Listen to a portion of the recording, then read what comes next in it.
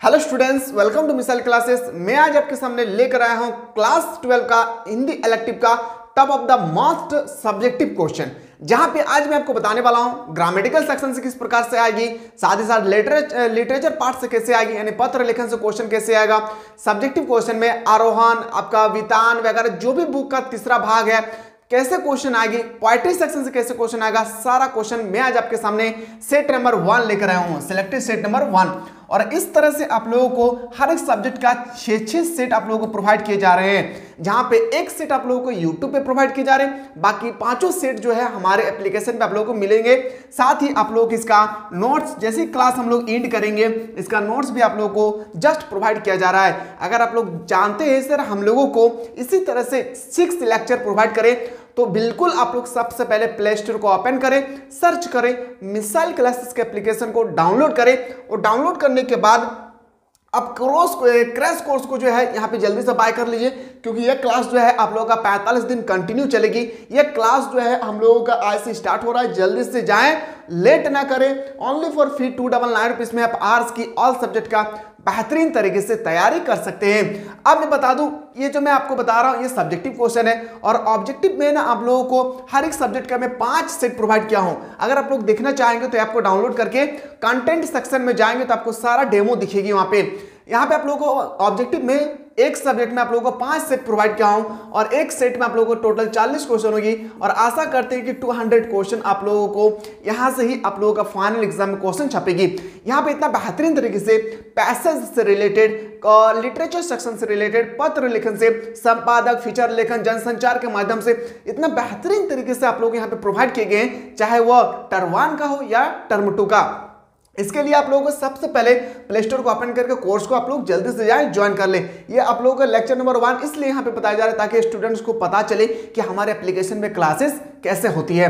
तो चलिए मेरे लाल, आज हम लोग पहला क्वेश्चन को देखने की कोशिश करते हैं। सबसे पहला क्वेश्चन है कि दस्तक देती गर्मी में प्रखंड स्तर पर पेयजल की समुचित व्यवस्था के लिए प्रखंड विकास पदाधिकारी को एक आवेदन पत्र लिखिए। सीधा सीधा भाषा में मैं बता दूं क्वेश्चन कहने का मकसद क्या है कि गर्मी का दिन है, गर्मी के दिनों में काफी ज्यादा इंसान को पानी की आवश्यकता होती है, चाहे वह पेड़ पौधे हो, जीव जंतु हो या मनुष्य हो। तो हमें पानी पीने की आवश्यकता होती है सबसे ज्यादा कब, गर्मी के दिनों में। और हमें सही तरीके से अगर पानी ना मिले, चापाकल खराब हो जाए या हमें पानी की व्यवस्था ना हो, इसके रिगार्डिंग आप लोगों को एक पत्र लिखना है। किसको? याद रखिएगा, अपने प्रखंड को, और लिखकर बताना है कि हमारे यहाँ पे जल्दी से पेयजल की व्यवस्था किया जाए। लिखने का तरीका, पत्र लिखने का 3 तरीका होता है मेरे लाल, समझिए। पहला होता है, याद रखिएगा, स्ट्रक्चर। क्या होती है? स्ट्रक्चर। दूसरा होता है बॉडी, याद रखिएगा। तीसरा होता है स्ट्रक्चर। स्ट्रक्चर नंबर 1 इसको हम लोग यहां से यहां पे बोलते हैं, ठीक है।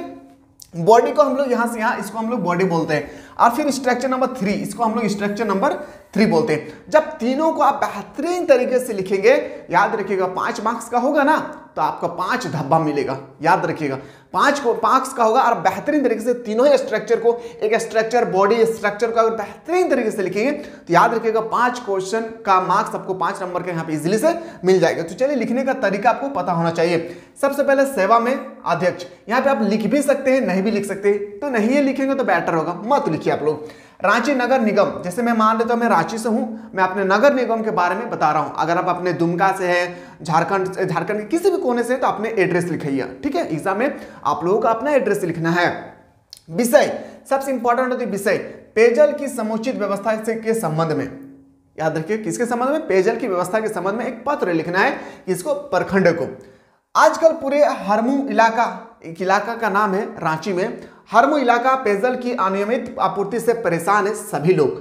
गर्मी के दिनों से हमें पानी की अत्यधिक आवश्यकता पड़ती है। गर्मी के दिनों में हम लोगों को काफी पानी की आवश्यकता पड़ती है, परंतु यहाँ पेयजल की आपूर्ति पूरी नहीं हो रही है, और पेयजल जो हम लोग पीने योग्य पानी है ये पूर्ति नहीं हो रही। लोग रातों रात लाइन पे लगा हुआ है पानी लेने के लिए। लोग आधी रात से ही बर्तन बाल्टी लिए लाइनों में खड़े रहते हैं। आधी रात से, सोचिए, जिस समय सोना चाहिए उस समय लोग बर्तन बाल्टी लेकर लाइन पे, कतारों पे खड़े रहते हैं सिर्फ पेयजल लेने के लिए।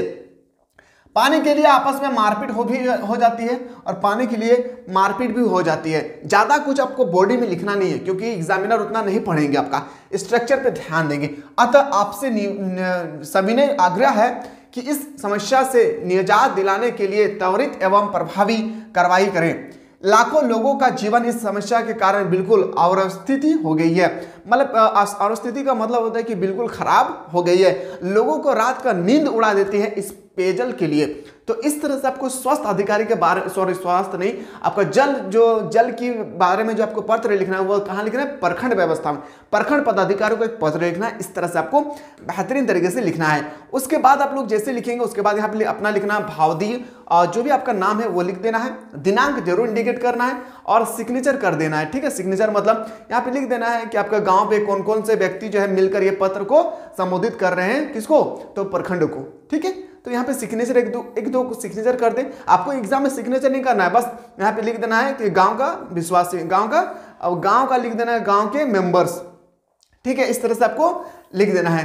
तो इस तरह से अगर लिखेंगे ना तो 5 मार्क्स का होगा, तो आपको एग्जामिनर इजी से यहाँ पे 5 मार्क्स आपको दे देंगे। इसके लिए आप लोगों को बेहतरीन तरीके से लिखना होगा। जैसे मैंने आपको जस्ट बताया गर्मी के बारे में, स्वास्थ्य के बारे में भी आएगा। उसके बाद एक क्वेश्चन ऐसा भी आएगा जो आपसे पूछी जाएगी कि आपकी स्कूल में इकोनॉमिक्स का शिक्षक, अर्थशास्त्र का शिक्षक ना होने के कारण अपने प्रिंसिपल को एक पत्र लिखकर संबोधित करें ताकि आपके यहाँ पे इकोनॉमिक्स का टीचर लाया जा सके। तो इस तरह से मैंने सात आप लोगों को लेक्चर प्रोवाइड किया हूं। कहां पे, एप्लीकेशन पे। यूट्यूब पे एक भी लेक्चर नहीं है इसका, पत्र लिखन से 7 लेक्चर मैं आप लोगों को प्रोवाइड किया हूं। और उम्मीद करते हैं, मुझे जहां तक लगता है कि 7 लेक्चर में से जब आप बेहतरीन तरीके से स्ट्रक्चर, बॉडी स्ट्रक्चर, ढांचा को देख लेंगे तो उम्मीद करते हैं कि आपको 5 मार्क्स लाने से वहां पे कोई नहीं रोक सकता है। और एक निबंध लेखन, जैसे आपका निबंध लेखन महिलाओं पर आ सकते हैं, महिलाओं का शक्तिकरण, इस सब के बारे में, लोकतंत्र का विश्वास, इस सब के बारे में आ सकते हैं। मैंने आप लोगों के साथ जो है निबंध लेखन से भी आप लोगों को मैं कंटेंट प्रोवाइड कर चुका हूं एप्लीकेशन वाले पे। ठीक है, अब आते हैं सर हम लोग आपके सामने संपर्संग होगी। संपर्संग का मतलब होता है क्या, याद रखिएगा, ये आप लोगों का कविता सेक्शन से पूछे जाएंगे। कहां से संपर्संग कहां से होती है, कविता सेक्शन से पूछे जाएंगे। 2 स्टेटमेंट दिए जाएंगे, याद रखिए, ये भी क्वेश्चन 5 मार्क्स का आएगी। 2 स्ट्रक्चर दिए जाएंगे और 2 स्ट्रक्चर को आपको यहाँ पे डील करना होगा। रक्त ढरा मासू, गला हाड़ गए, भय गए सब संख, धनी सारस को हो रही मुई आई समेटू पंख। इसमें लिखना है परिणिक सिंह। इस पद में बिरहनी नायक, बिरहनी का जो स्टोरी है ना वहां पे बताया गया, बिरहनी नायिका की शारीरिक तथा मानसिक अवस्था का चित्रण प्रस्तुत किया गया है।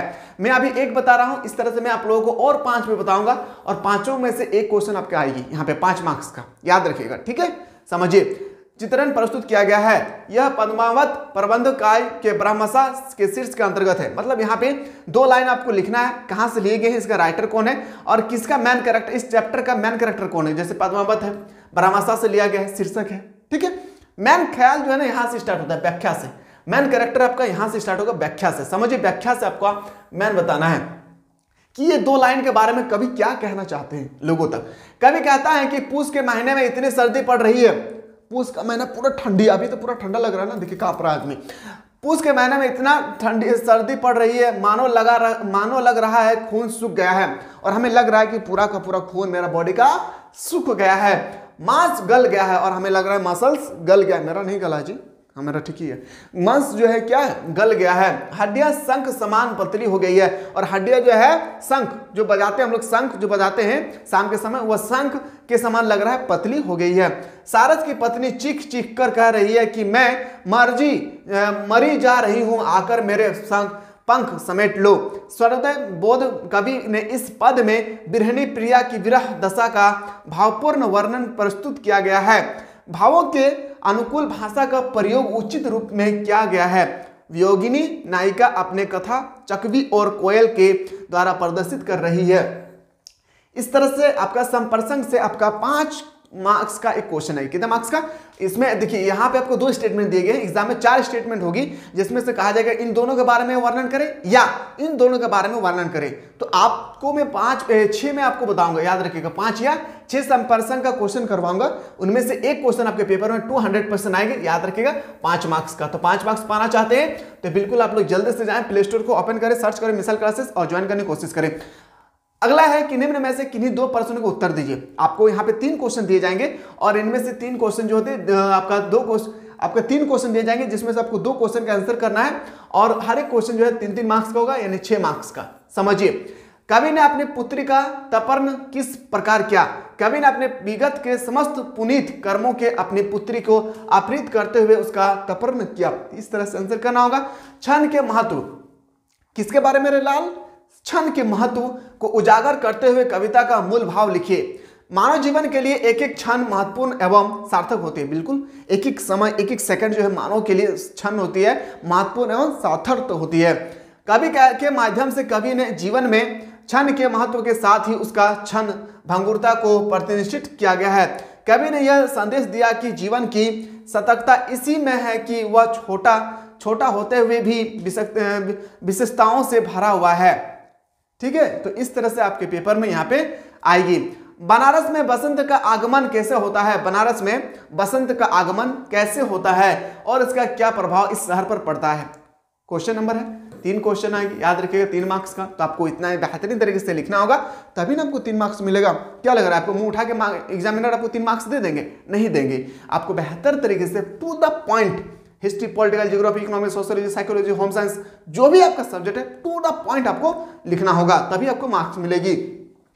पॉइंट 1, बनारस में बसंत का आगमन अचानक होता है। बनारस जो शहर है यूपी में है, जो बसंत ऋतु का आगमन जो है अचानक होती है। इस स्टोरी के अनुसार उस समय लहरतास या मडवाडी की ओर से धूल का एक बाउंडर उठता है और पूरे शहर का वातावरण धूल की किरकिरीट से भर जाता है। धूल होगी यहाँ पे, ठीक है, धूल की किरकिरीट से भर जाता है। इसको सही कर लीजिएगा आप लोग, यहाँ पे धूल होगा, धूल की किरकिरीट से भर जाता है। मतलब इनके कहने का मकसद है कि मडवाडी एक ऐसा जगह है जहाँ पे कौन से ऋतु में, तो बताएंगे बसंत ऋतु में कैसी हवाएं चलती है, हवाएं की झोंके चलती है कि यहाँ के जो बालू है, रेत है, उसको उड़ाकर दूसरी जगह पहुंचा देती है और वातावरण को काफी ज्यादा गंदा पहुंचाती है। जनजीवन में नया उल्लास छा जाता है, भावनाओं का अंकुरन होने लगता है। 10 मेघा घाट का आखिरी पत्थर कुछ और मुलायम हो जाता है। बंदरों की आंखों में एक अजीब सी नमी आ जाती है। ये सेंटेंस सबसे इंपॉर्टेंट है क्योंकि ये स्टोरी में सबसे ज्यादा बार बताई गई। ये स्टोरी में बंदरों की आंखों में एक अजीब सी नमी आ जाती है। भिखारियों के खाली कटोरी में भी आश्चर्यजनक चमक आती है। क्योंकि देखिए बसंत ऋतु में जब बनारस शहर में जो गंगा नदी बहती है उसके किनारे जब लोग घूमने फिरने के लिए जाते हैं तो भिखारियां भी जाती है, कटोरे लेकर जब भीख मांगते हैं तो उसके कटोरे में भी चमकता हुआ नजर आता है। क्यों? क्योंकि लोग वहां पे पैसा डोनेट करते हैं, पैसा देते हैं, उन लोगों को दान करते हैं। अतः दिनहीन लोग भी उल्लासित हो उठते हैं। तो इस तरह से आपको ना बेहतरीन तरीके से एक एक करके आप लोगों को लिखना होगा। कवि ने स्वयं को लाचार, कमजोर, धोखेबाज क्यों कहा? कवि ने स्वयं को लाचार, कमजोर, धोखेबाज क्यों कहा? यह भी क्वेश्चन आपके पेपर में 3 मार्क्स का छपेगी। कितने मार्क्स का? 3 मार्क्स का यह भी क्वेश्चन आपके छपेगी। कवि द्वारा ऐसे कहने का कारण यह है कि हाथ फैलाने वाला या तो वास्तव में विवश होता है या वह धोखे से लोगों को मूर्ख बनाकर पैसे ऐंठने वाला होता है। कवि का मेन मुद्दा है कहने का क्या? लालच, कमजोर और धोखेबाज कहने का मेन मुद्दा है कि या तो लोग दूसरे के सामने हाथ फैलाने के समय या तो पूरा बेबस होता है, विवश मतलब या तो पूरी तरह लाचार होते हैं, या तो वह लोगों को धोखों से ऐठन करना चाहते हैं। मतलब लोगों को कुछ दिखाकर या कुछ नाटंकीगिरी कर लोगों से वो पैसा ऐठना चाहते हैं। पॉइंट 2, यदि वह वास्तव में मजदूर होता तो वह स्वयं को लाचार बनाते हुए भी मदद मांगता। अगर वह मजदूर होते तो वह स्वयं को लाचार बताते हुए मदद मांगते। अगर वह कहते देखो ना मैं लेबर का काम करता हूँ और लेबर में मुझे 200 रुपया मिलता है और मेरे घर का खर्च ही रोज 200 रुपया, तो हम कैसे जीवन यापन गुजार सकूँ, तो मुझे थोड़ा सा मदद चाहिए। तो कवि का कहना यह है कि अगर वह मजदूर होते तो लोगों को बताकर ही वह भीख मांगते। पॉइंट नेक्स्ट, यदि वह भला चंगा होते हुए भी हाथ फैलाता है तो वह मेहनत से जी चुराने वाला, कमजोर और धोखेबाज होता है। और कवि कहता है कि अगर कोई व्यक्ति अगर भला चंगा मतलब पूरा तंदुरुस्त हो, एक स्वस्थ व्यक्ति हो और वह किसी के सामने हाथ फैलाकर भीख मांगे तो यह समझ जाना कि वह व्यक्ति क्या है? लाचार है, कोढ़ियापन है, उसके अंदर में क्या है? चुराने वाला, कमजोरी और धोखेबाज लोगों को बनाता है। तो इस तरह से आपके पेपर में आएगी। आपको बेहतरीन तरीके से सब्जेक्टिव क्वेश्चन में करना है। मैंने ऑब्जेक्टिव का ऑलरेडी मैंने आप लोगों को 5 सेट प्रोवाइड कर दिया हूं। 5 सेट को आप लोगों को बेहतरीन तरीके से कर लेना है तो मतलब कर लेना है। बाकी मैंने आप लोगों को बता रहा हूं उस सबको आप लोगों को सब्जेक्टिव में नोट डाउन करते रहना है, ठीक है। चलिए अगले देखते हैं कि निम्नलिखित में से 2 प्रश्नों को उत्तर दे, जिसमें से आपको 2 क्वेश्चन दिया गया, इसमें से 3 क्वेश्चन दिया गया, इसमें से 2 क्वेश्चन को उत्तर करना है। लेखक का गांधी जी के साथ चलने का पहला अनुभव किस प्रकार रहा, पहला अनुभव किस प्रकार रहा था। ये स्टेटमेंट जो है बहुत ही इंपॉर्टेंट है। गांधी, नेहरू और यारशाद अराफात जो है स्टोरी से लिए गए हैं। लेखक जब सेवाग्राम गया तो उसे पता चला कि गांधी जी भी सेवाग्राम में है और प्रतिदिन वे घूमने के लिए लेखक के भाई के क्वार्टर के सामने से जाते हैं। लेखक भी सुबह जल्दी उठकर यहाँ पे होगा उठकर 7 बजने का इंतजार करने लगा, क्योंकि गांधी जी ठीक 7 बजे वहां से जो जाते हैं, मतलब उसके क्वार्टर से रोज गांधी जी 7 बजे सुबह को वहां से गुजरते हैं। आगे देखते हैं कि ठीक 7 बजे आश्रम का फाटक लगाकर गांधी जी अपने साथियों के साथ सड़क पर आ गए थे। उन पर जनर पढ़ते ही लेखक प्रसन्न हो उठा। गांधी जी हूबहू वैसे ही लग रहे थे जैसे उन्हें चित्रों में देखा था। गांधी जी जैसे हम लोग चित्र में देखते हैं ना, गमछा लपेटा हुआ है, बॉडी दिख रहा है, टकला है और नंगा पैर है, उसी तरह से दिख रहा था। यहाँ तक कि कमर के नीचे से लटकती घड़ी भी लेखक को परिचित सी लगी। लेखक व उसके भाई बलराज दोनों थोड़ी ही देर में गांधी जी के साथ जा मिले, और गांधी जी जब उसके दरवाजे से होकर गुजर रहे थे तो उसके बलराज और उसके भाई जो है उसके साथ जा मिले। कौन? तो किसके साथ? तो गांधी जी के साथ। बलराज ने लेखक का परिचय गांधी जी से करवाया। अब बलराज ने लेखक का परिचय गांधी जी से करवाया कि ये मैंने फालना है, ये ढिनका है, इस सब के बारे में परिचय करवाया। नेक्स्ट, लेखक कभी आसपास देखता, कभी नजर नीचे किए जमीन की ओर गांधी जी की धूल भरी, क्या लिखा है कि धूल भरी चप्पल को देखते हैं। गांधी जी तो चप्पल ही नहीं पहनते हैं, फिर भी उनके चप्पलों को वो देखते हैं धूल भरी, कि इतना मेहनत कर रहे कौन? गांधी जी अपने देश को आजाद दिलाने के लिए। साहस लेखक की को याद आती है कि गांधी जी एक बार रावलपिंडी भी आए थे, और उसको लग रहा है लेखक को कि मुझे लग रहा है कि गांधी जी एक दिन रावलपिंडी भी आए थे। लेखक ने रावलपिंडी के बारे में पूछा गांधी जी से। गांधी जी भी यादें ताजी हो गई और गांधी जी का भी याद ताजी। अच्छा, आपने मुझे रावलपिंडी में देखे थे? हाँ जी, हाँ सर, मैं तो आपको रावलपिंडी में देखा था। अच्छा, अब गांधी जी का भी यादें ताजा होने लगा। वे भी धीमे स्वर में बातें करने लगे और रावलपिंडी में बीते दिनों को याद करने लगे। शीघ्र ही सब आश्रम में चले गए और पूरा धीरे धीरे वो सब क्या है, आश्रम में चले गए। यहाँ लेखक का गांधी जी के साथ घूमने का पहला अनुभव था। यहाँ पे लेखक जो थे उनका घूमने का पहला अनुभव था गांधी जी के साथ, जो कि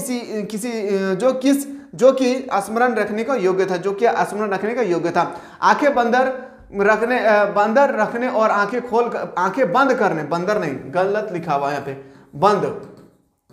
आंखें बंद रखने और आंखें खोल कर देखने का क्या परिणाम निकला। आंखें को बंद करे या आंखें को खोल दे, इसका क्या परिणाम लिखना, ये हमसे पूछे गए हैं। आंखें बंद करने में काम पहले की तुलना में अधिक व अच्छा होने लगा। आंखें अगर हम लोग बंद कर लेते हैं तो पहले की तुलना में अधिक काम हम लोग कर लेते हैं। उत्पादन बढ़ गया। आंखें खोलने से लोग एक दूसरे को ना देख सके, अपितु उनके समझ राजा खड़ा था। राजा को पता चल गया कि जनता ने उसकी आज्ञा का उल्लंघन किया और वे दंड के अधिकारी हो गए हैं। तो इस तरह से आप लोगों को बेहतरीन तरीके से आप लोगों को करना होगा। याद रखिए, क्या करना होगा? बेहतरीन तरीके से आप लोगों को इस तरह से आंसर की करना होगा। आगे देखते हैं, साझे की खेती के बारे में हाथी ने किसान को क्या बताया। साझे की खेती के बारे में हाथी ने किसान को बताया कि उसके साथ साझे की खेती करने से हाई लाभ हो गया कि जंगल के छोटे मोटे जानवर खेतों को नुकसान नहीं पहुंचा सकेंगे और खेती की अच्छी रखवाली हो जाएगी। यानी जो इसमें इस स्टोरी जो है ना, साझे पार्टनरशिप स्टोरी में बताया गया है कि आपका हाथी को ही मैंने फ्रेंडशिप बना लिया हूँ। अब हाथी को अगर मैं फ्रेंडशिप बना लिया हूँ तो ये हमारे खेत का देख रेख करेंगे और इस तरह से छोटे मोटे कोई भी जानवर आएंगे तो इससे डर कर भाग जाएंगे और इस तरह से हम फसल का अधिक उत्पादन कर पाएंगे। इसके प्रतीक अर्थ है, कहा जा सकता है कि आम आदमी किसी राजनीतिक नेता से दोस्त कर लेता तो साधारण जनता पर उसका दबदबा बना रहता है और वह शान से जी सकता है। और इसका दूसरा अर्थ यह भी बताया गया है कि कोई भी नेता के साथ अगर हम दोस्ती कर लेते हैं तो हमारा गांव पे मेरा बोलबाला बढ़ जाता है और हमारे दबदबा जो है गांव पे चलता रहता है। मान लेते हैं कि मैं मोदी का सबसे करीबी इंसान हूं, और इस तरह से जहां पे मोदी का मैं सबसे करीबी इंसान हूं, और मेरे गांव पे मेरे जो भी लोग होते हैं मेरे पूरे बस्ती का, वह क्या होते हैं, वह हमारे अंदर में होते हैं, हम उस पर दबदबा बनाकर रख सकते हैं। इनका कहने का मकसद दूसरा स्टेटमेंट में यही रहा। आगे देखते हैं, अमझर से आप क्या समझते हैं? अमझर गांव में सुनापन क्यों आ गया? अमझर गांव से आप क्या समझते हैं? याद रखिएगा, टपकेगा मेरे लाल, हाँ मेरे प्यारे टपकेगा। अमझर सिंगरौली के एक, सिंगरौली यहाँ पे सही से कीजिएगा थोड़ा, सिंगरौली के एक गांव का नाम है। अमझर से अभिप्राय आम के पेड़ों से घिरा गांव जहां आम झरते हैं। बस स्टेटमेंट समझिए, इस स्टेटमेंट को, इसको समझिए। यहाँ स्टेटमेंट बहुत जरूरी है। आम के पेड़ों, अमझर का अभिप्राय क्या है? आम के पेड़ों से घिरा गांव, आम के पेड़ों से पूरी तरह घिरा गांव। जब से सरकार की घोषणा हुई कि अमरोली प्रोजेक्ट अंतर्गत के अनेक गांव उजाड़ दिए जाएंगे, तब से ना जाने कैसे यहाँ आम के पेड़ों का सुनापन आ गया है, या तो आम के पेड़ खो गए हैं। यानी जैसे यहाँ पता चला कि यहाँ पे अमरोली प्रोजेक्ट के लिए पेड़ों को, लोगों को, काफी घरों को यहाँ से उजाड़ कर दूसरे जगह बसा दिया जाएगा, तो पेड़ भी जो है ना, पेड़, आम का पेड़ भी अब फल पकड़ने से मना कर दिया कि मैं फल किसके लिए, मैं फल किसके लिए लेकर आऊं जब खाने वाला ही इंसान ना रहा। ये स्टोरी बहुत ही रोमांचक स्टोरी, ठीक है, मजेदार है। सूरदास की झोपड़ी में लगी आग के दृश्य का वर्णन कीजिए। सूरदास की झोपड़ी से याद रखिए, एक क्वेश्चन आपका ऑब्जेक्टिव, सॉरी आपका 2 क्वेश्चन आएगा ऑब्जेक्टिव से, और 1 क्वेश्चन आएगा आपका सब्जेक्टिव से। दोनों मिलाकर मैं देखूं तो आपका 5 मार्क्स का आएगा। और मैंने आप लोगों को बेहतरीन तरीके से सूरदास के बारे में थ्योरी भी बताया था, ऑब्जेक्टिव भी बताया था, सब्जेक्टिव भी बताया था बेहतरीन तरीके से। इसलिए मैं बोल रहा हूं कि आप में से कोई ऐसा स्टूडेंट जो अभी तक हमारे ऐप को डाउनलोड नहीं किए, सबसे पहले प्ले स्टोर को ओपन करें, सर्च करें मिसाइल क्लासेस के ऐप को, डाउनलोड करके मिसाइल क्लासेस के ऐप में एक क्रैश कोर्स या आप लोग फाउंडेशन कोर्स जो भी आपको अच्छा लगे, एक बार जल्दी से जाकर ज्वाइन करें। यहाँ पे आप लोगों को बहुत ही बेहतरीन तरीके से हर दिन जो है क्लास दिए जा रहे हैं, जहां पे आप लोग का सब्जेक्टिव क्वेश्चन, ऑब्जेक्टिव क्वेश्चन, वो भी पूरा का पूरा, याद रखिए क्या लिखा हुआ है, सिलेक्टेड क्वेश्चन। क्या है? पूरा का पूरा सिलेक्टेड क्वेश्चन यहाँ पे आप लोगों को मिलेगी, टू द पॉइंट, एग्जाम 2024 के रिगार्डिंग। तो लेट ना करें, जाएं और 299 रुपीज लेकर आप लोग क्लास को ज्वाइन कर सकते हैं, और अपने आप के अंदर, अपने आप में एक अच्छी तरह से तैयारी करके अपने फाइनल रिजल्ट को बेहतर बना सकते हैं। अब आते हैं सर, सूरदास की झोपड़ी में आग लगने को बाद कुछ लोग आग बुझाने का प्रयास कर रहे थे, कुछ आग कहकर शोर मचा रहे थे, तो कुछ निराशापूर्वक चुपचाप खड़े होकर जलती हुई झोपड़ी को देख रहे थे। सूरदास भी दौड़ते हुए आते हैं, सभी उनसे आग लगने का कारण पूछते हैं। सूरदास से सभी लोग पूछते हैं कि आपकी झोपड़ी पे आग कैसे लगी, तो कहते हैं कि साथ ही एक दूसरा पर झोपड़ी जलने का शक भी करते हैं, और सूरदास को महसूस होता है कि नहीं, झोपड़ी ऐसा नहीं जल सकता है, कोई ना कोई इस झोपड़ी को जलाया है, मुझे शक लग रहा है। आगे लिखते हैं कि देखते ही झोपड़ी जलकर राख का ढेर बन जाती है। लोग सूरदास को दिलासा देकर घर चले जाते हैं, और सूरदास को लोग दिलासा ही देते हैं। इस दुनिया पे इंसान जो है ना, लोगों को याद रखिएगा दिलासा ही देते हैं, बाकी मदद कोई नहीं करेंगे, याद रखिएगा। इसलिए इतना काबिल बनिए, खुद को इतना काबिल बनाइए कि जहां पे हम खड़े रहेंगे वहां पे कोई इंसान बैठा ना रहे, बस इतना खुद को काबिल बनाना है। देखते ही झोपड़ी को जलकर राख को ढेर बन जाती है, लोग सूरदास को दिलासा देकर घर चले जाते हैं। और जो है इसके बारे में और भी लिख सकते हैं अगर आपको स्टोरी पता है, अगर नहीं पता है तो आपको इतना ही लिखना है, और 3 मार्क्स आपको यहाँ से ले आना है। अगला क्वेश्चन है कि सेला और भूप ने मिलकर किस तरह पहाड़ पर अपनी मेहनत से नई जिंदगी की कहानी लिखी। खेत का निर्माण, भूप सिंह का घर, खेत, माँ बाप सभी भूस्खलन में दबकर मर गए थे। क्या बोल रहा है जी? मर गया था। समझिए क्या बोल रहा है भूप सिंह के बारे में। कह रहे हैं कि खेत का निर्माण, भूप सिंह का घर, खेत, माँ बाप सभी भूस्खलन में दबकर मर गए थे। तब भूप सिंह ने सबसे ऊंचे पहाड़ पर अपना घर बनाने का निश्चय किया कि देखिए इस जमीन पर अगर हम घर बनाएंगे फिर से भूस्खलन आएगी, बाढ़ आ सकती है, सूखा पड़ सकता है, भूकंप आ सकती है। इसके अलावा मैं क्या करूं, मैं एक ऊंचे पहाड़ पे जाके अपना घर को बनाऊं। वह सेला नामक लड़की से विवाह करके उससे अपने साथ ले आया, और जो भूप सिंह है वो अपने एक लड़की के साथ विवाह कर लिया जिसका नाम था, क्या याद रखिएगा, सेला के साथ शादी करके और अपने साथ ले आया। दोनों ने मिलकर मलबा तथा पत्थर हटाए, और खेतों का निर्माण किया। खेतों में बर्फ ना जम जाए इसलिए उन्होंने ढालादार बनाया था, और खेत में बर्फ ना जम जाए इसलिए खेतों को उन्होंने इस तरह से बनाया था ताकि बर्फ भी गिरे तो पिघल कर नीचे चला आएगा। ठीक है। पानी का प्रबंध, खेत बनाने के बाद खेती के लिए पानी की आवश्यकता थी, वे दोनों मिलकर खेज करने लगे। एक दिन उन्हें एक झरना मिल गया, झरना दूसरी तरफ गिर रहा था। दोनों ने बड़ी मेहनत से उसे अपने खेतों की ओर मोड़ लिया, और झरना से दूसरी जगह पर खेत से थोड़े दूर पे एक झरना थी और उस झरने का पानी दूसरी ओर बह रहा था। उन्होंने दोनों ही की मेहनत के, भूप सिंह और जो हम लोग का सेला उसकी वाइफ, दोनों ने मिलकर झरने के मुंह को, मतलब पानी के मुंह को बहुत ही मेहनत के साथ अपने खेतों की ओर मोड़ लिया। इस प्रकार अपनी मेहनत से सेला और भूप ने इन नई जिंदगी की कहानी लिखी है। तो इस तरह से आपको लिखना होगा। बहुत ही रोमांचक स्टोरी, सब पता होना बहुत जरूरी है। फूल केवल गंध ही नहीं देता, दवा भी करते हैं। कैसे? फूल केवल गंध ही नहीं देता बल्कि दवा भी देते हैं। कैसे?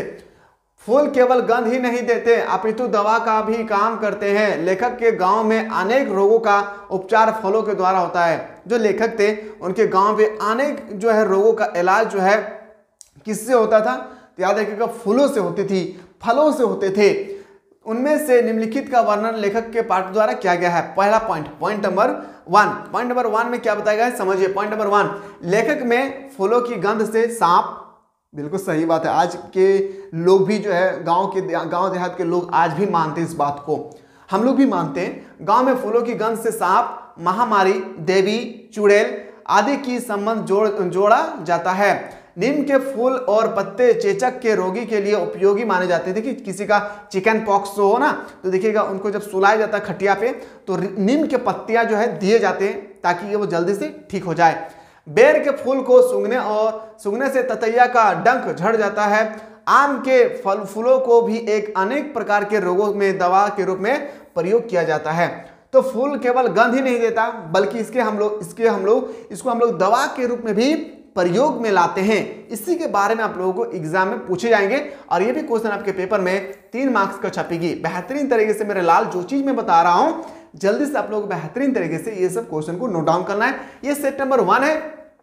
1 से लेकर 6 सेट मिलेगी, जहां पे आप लोगों का सारा सेट जो है बहुत ही इंपॉर्टेंट होगा आपके पेपर के रिगार्डिंग। तो बेहतरीन तरीके से देखना ना बोले। अमेरिकी की घोषणा है कि वह अपनी खाओ उजाड़ो जीवन पद्धति पर कोई समझौता नहीं करेगा। इस घोषणा पर आपने टिप्पणी दीजिए।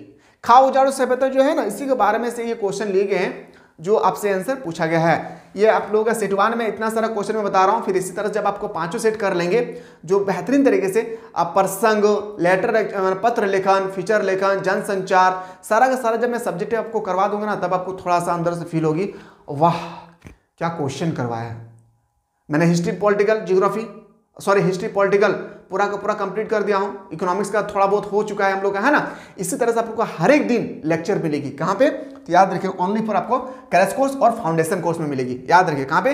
क्रैश कोर्स, फाउंडेशन कोर्स और सफलता कोर्स में मिलेगी। तो लेट ना करें, जाएं और कोर्स को ज्वाइन करने की कोशिश करें, क्योंकि इसी से क्वेश्चन आपके फाइनल एग्जाम में टपकेगी। क्वेश्चन पूछा गया है, उसका आंसर होगी अमेरिकी उपभोक्ता संस्कृति में विश्व का अग्रणी देश है। स्पष्ट है कि अधिक उपयोग क्या है?